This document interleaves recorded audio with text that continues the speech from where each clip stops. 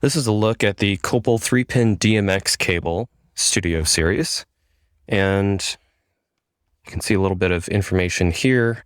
How it has a chuck-style strain relief with 24-gauge oxygen-free copper with layers of shielding and PE insulation. It's also a PVC jacket and 110 ohm impedance.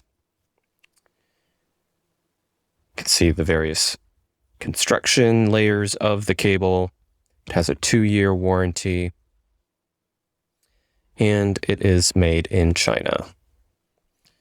Let's take a look at how the jacks are soldered. So you can just unscrew them like that. It comes apart. Just slide it back a little bit there. You can slide this collar back as well. Now it might be caught here because it does pinch down a bit on that, as you can see. But as we slide it back, you'll see the shield is wired to pin 1. There's a red wire wired to pin 2. You can see the soldering there, and also there's a clear wire wired to pin 3. So pretty filled balls of solder in there.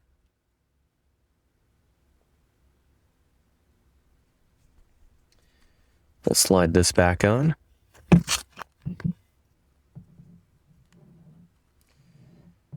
And then slide it back onto the connector. And then slide this back piece on, screw it down, just tight enough so it doesn't come off.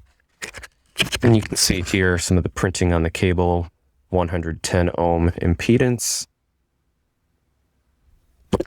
We take a look at the female end, see that there is a locking mechanism here with the release. You can unscrew this. Now, normally you wouldn't need to unscrew it, but if you just want to see how well it's made, you can push that back. Closer look here. So pin 1 is the shield. There's no, on the other one, there was some heat shrink around that to prevent shorting. Then you can see how it's filled there as far as the solder. So red is pin 2, the clear is pin 3 here. Okay.